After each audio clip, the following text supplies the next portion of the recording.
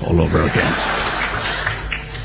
Ladies and gentlemen, professors, lecturers, gurus, namaste. I wouldn't know the difference between a good lecture and a bad lecture, for I've never done that. I've just spoken to people, and all that I've learned has been extramural, outside the walls of the ones, like the ones I see here.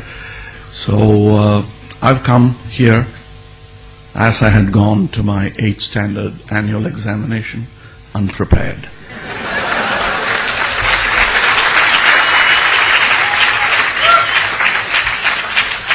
And that was the reason I was a high school dropout. But here I see no such peril. I presume you're all good hosts. So if I fail, you'll still be nice to me.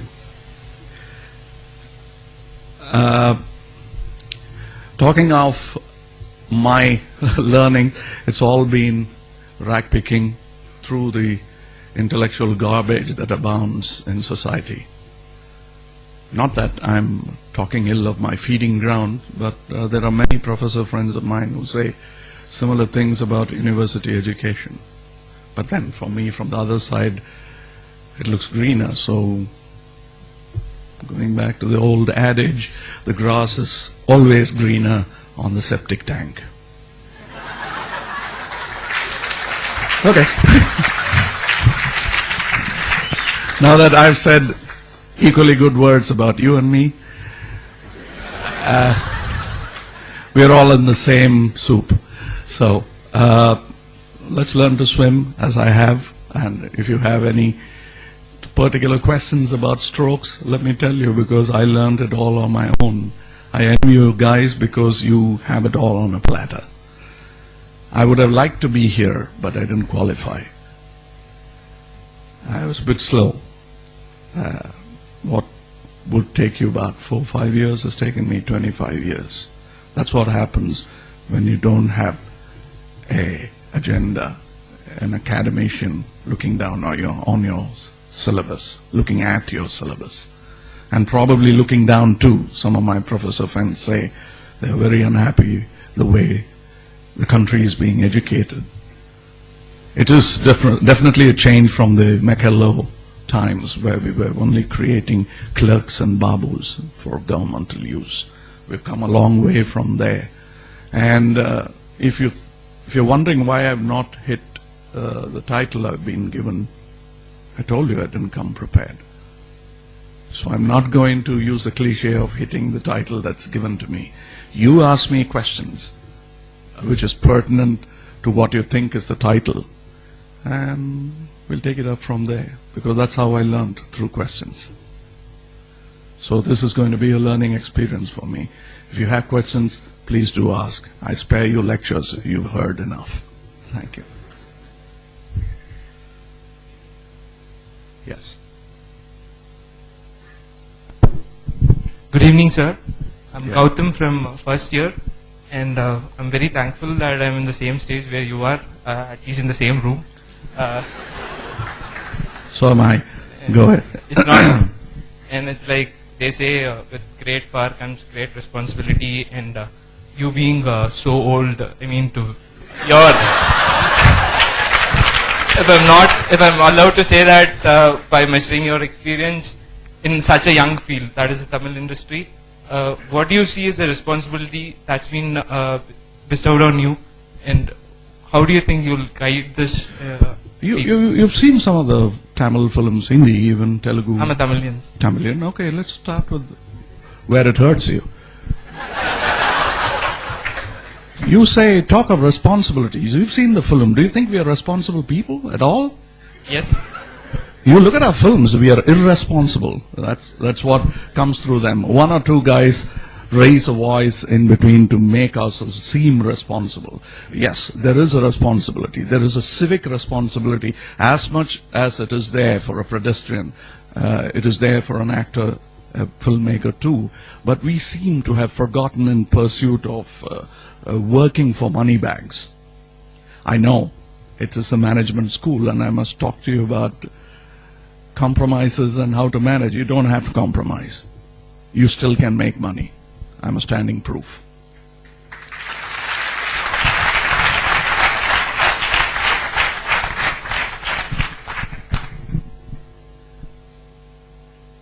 After seeing some of your movies, ranging from Appu Raja to Chachi Char and I thought that someday if I get opportunity, I will ask, and this day has come. I never thought of it. Go ahead. And the question is, how being immersed in this, in so many roles, which demands different sort of emotions, how an actor like you can remain in his authentic emotions and feelings? It's exactly like how, sir, you lecture, you handle sane people like these, and then maintain your sanity too.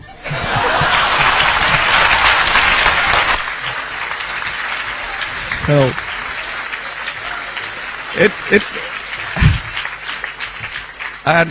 it's very, very simple. I think the characters, though people believe I live in them, I don't. I rent them out. The space is rented out. I just walk into them, live happily there, but not ever after. I walk out. Yes, sir. So you said you've learnt by swimming in the chance of toughness and all. You've had very varied experiences. Could you share any one experience that is very close to your heart, which you've learnt, like you had to be really stern on what you wanted, and how? What did you learn from it, and how? What took you ahead? Okay, you took the simile of swimming, so first advice, survival advice, don't gulp. It's bad waters. So you paddle, keep your head out of water, but don't go with the flow, because you don't know if there is a falls at the end of this flow. So try to reach the bank and choose your bank. It's difficult. Nothing is going to be easy. Eating and defecating is as difficult. Sorry, we're getting into the cesspool, so I'm getting into the mood and getting into the character. So what I'm trying to tell you is that what will happen? The worst is that you don't swim well, you'll drown, you die anyway. So give it that full throttle and reach out to your chosen bank. That's the kind of spirit you have to. Some of you must have read the last lecture. One need not be on the verge of death to get that spurt. On the verge of life can give you equal amount of spurt like that. In my business, yes, at 21 I thought of killing myself, because I thought I am a lonely genius in this world, bereft of it. Bereft of such commodity called genius. But then gravity is a good teacher. Sort of, however big your wings are, it makes you land at one time or other. So I landed fortunately at around 23, 24. And I found a big crowd of similar people wanting to slit their veins. And they didn't.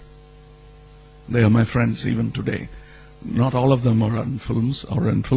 Some of them are teachers, some of them are poets. A few of them are in the forest. The police are looking for them. But they are idealists. They are what they thought they were. But they are not alone.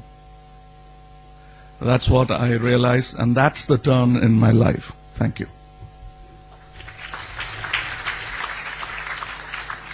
Sir, this is Krishna Prasad from Chennai. Needless to say, now I'm Mahabaram Rasigan. I have two questions for you. Like India is a powerhouse of talent. There is so much talent in this country, but why do you think we're not able to make the kind of movies that are made in Hollywood?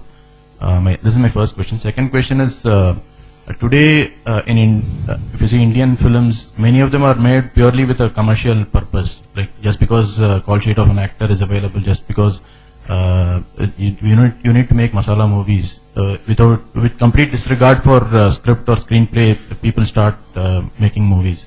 What's your take on this? And do you think this is healthy for the Indian film industry? Do you think just masala is good for health? It can't be. It's just a ingredient, an additional flavor to the food. How can you forget food and feed the customer only with masala? It can't happen, and people will throw up new ideas. I know. I'd like to keep this less nauseous than it's getting to be. So what I'm trying to tell you is that instead of shouting down at my peers or looking down on them, I tell you what ails them. This country, you said, is full of talents, but it's also full of followers.